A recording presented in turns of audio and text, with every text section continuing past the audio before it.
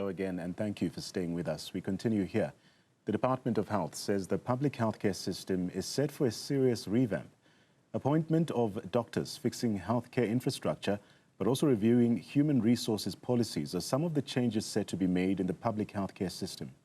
The minister announced these changes, flanked by the provincial health MECs in Centurion yesterday. SAMA chairperson Dr Mvuyisi Mzukwa joins me live to give us their perspective on this. Dr Mzukwa, good to have you on the program this evening. So as mentioned, with over 1,800 unemployed doctors and 1,200 new doctor posts being advertised, do you believe this announcement is really addressing the symptoms of the root causes of the healthcare workforce crisis that we are seeing here? Good evening to you, Nhlanhla, and to your viewers, and thanks for having me in your program. Nhlanhla, as you will be aware, I mean, we've been waiting for this announcement. First of all, I think we welcome the fact that there are unemployed doctors who are going to be assisting employed, to really assist, in the system and, bring some relief, to the colleagues who are in the healthcare system already. But as you can imagine, this is just a drop in the ocean. Because if you look at our current doctor-patient ratio, we're sitting at 0.3 to 1,000 of the population. So you can imagine that we are still too far to reach to that point where we can say our healthcare system has enough doctors. But not only doctors, but also other healthcare professionals, the nurses, allied healthcare workers. So we still have a very long way in terms of filling the gaps that are in the system already. Dr. Mzukwa, also interesting remarks made by Minister Motsoaledi, who mentions affordability constraints. But in a country with this level of doctor unemployment, is affordability a valid justification, or is it a reflection of deeper planning issues here? Yes, the main issue, as we are saying, that we've also been talking about as the Medical Association, is the fact that there's a poor planning. You will recall that in most cases, we would find that provinces would be sending students all over the world, willy-nilly. There was no coordination at the national level to say, this is the projection, so 2030, this is how many healthcare workers we need in the system. Instead, we've been, we had a plan that was developed and is gathering dust, the human resources for health plan. And we don't think that we are really planning as the country. So, and the affordability issue is something that we've always contested. And because you'll recall that just between 2009 and 2013, we lost about close to 24 billion rands, to corruption. And around the time of COVID-19 as well, we've lost so much to corruption. And many other, instances where you find that the system is not really efficient. If I may take you through to the provinces, in the provinces, you've got many layers that you don't understand.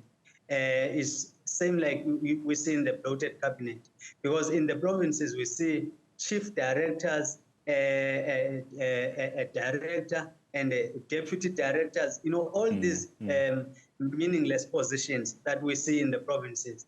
And you've got all these layers. And when you go to down to the at a clinical level, you are told that there are shortages and all these things. So there is lots of fat that needs to be trimmed in the provinces so that we are becoming efficient in how we use our resources in the healthcare space. Right.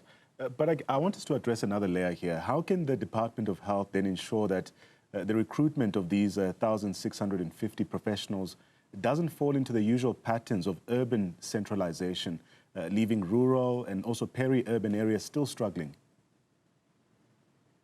Well, like you said, you heard the minister say yesterday, Gone are the days where people would not want to go to the rural areas.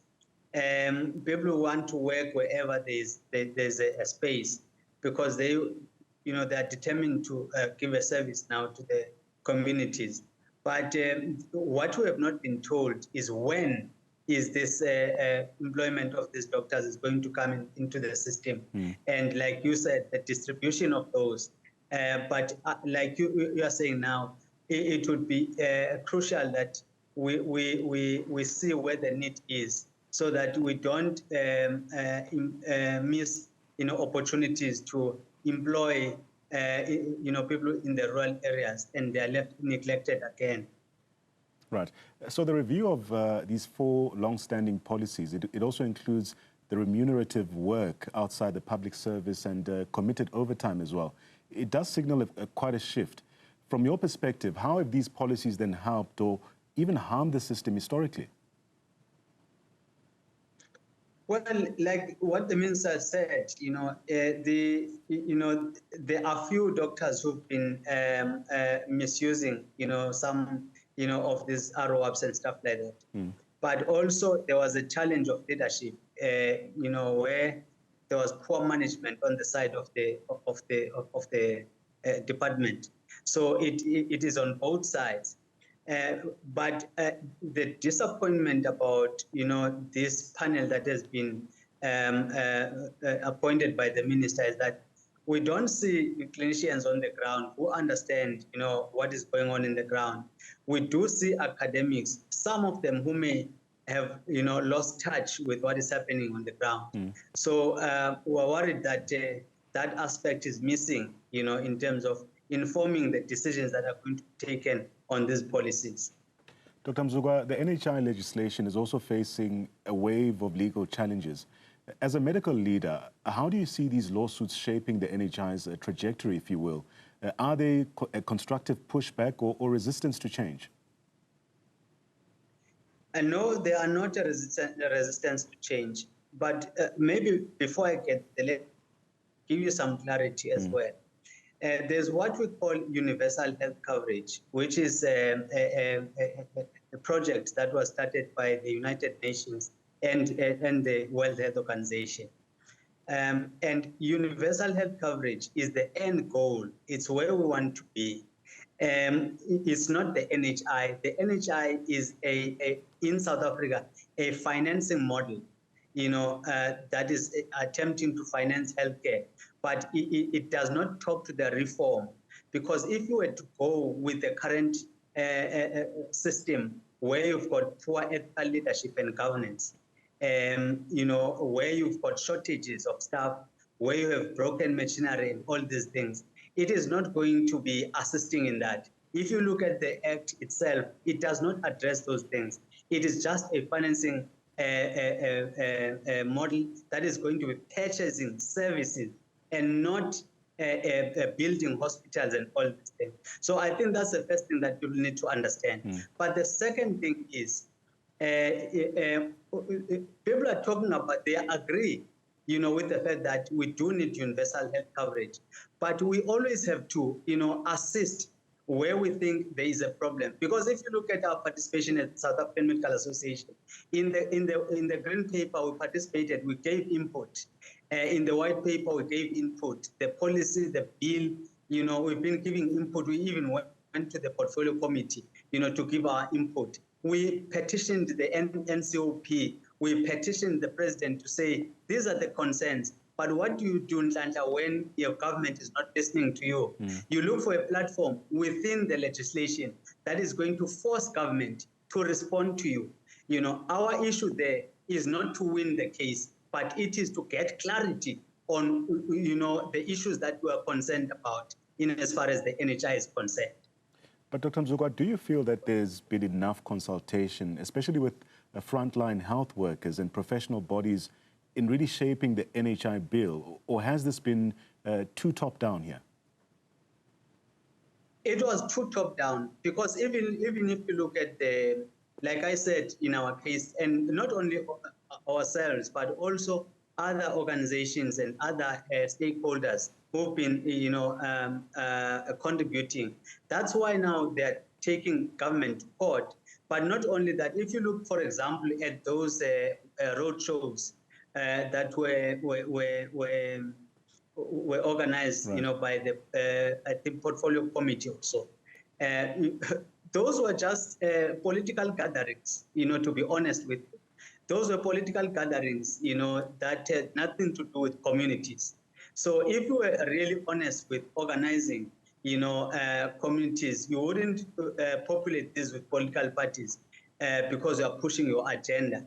You would want through participation, of communities and also organizations, like, for example, the South African Medical Association. In most countries, when they talk of policy, they don't leave out a national medical association if they are serious about healthcare. But not only that, we've also, through the Universal Health Access Coalition, we've also submitted a proposal, should you say an alternative to NHI, right, where we say this is an alternative. It's not like we're criticizing and we're not coming up with something. We've given a proposal. It's up to government to take that proposal or, to continue with their unaffordable NHI. But given the complexity, especially of implementing universal health care in a system already under strain, what's the one step that government could take now to really lay more solid groundwork for NHI success? Like we've always said, you look at the leadership and governance. And we're struggling with this. And there's a report, I think it was in 2023, that was issued by the Academy of Science of South Africa, ASEF. That report pointed out the fact that even if you bring in the NHI, now this is not a political organization. These are scientists in a scientific community. They said even if you were to bring the NHI, if you don't attend to the issue of ethical leadership and governance, this NHI would fall on its face. And I believe they were ignored by government. That's the first thing that you do. The second thing is looking, because in South Africa we're dealing with all the pillars of a healthcare system. A true reform of a healthcare system would not, it's like if you're erecting a tent, you wouldn't erect one pole of the tent and leave the rest. You want to erect all the poles so that it's balanced. So if you leave out other pillars, like, for example, leadership and governance, you leave up service delivery, you leave out information systems, you leave out medicines and technology, and all these things, and human resources for health. You cannot truly reform by just attending to the finance aspect of a healthcare system. You must embrace all the pillars if you are coming with a true reform in a healthcare system. As we wrap up today's conversation, it's quite clear that South Africa's healthcare system is at a crossroads. Thank you so much to our guest, Dr Mvuyisi Mzukwa, giving us his perspective on some of these issues as well.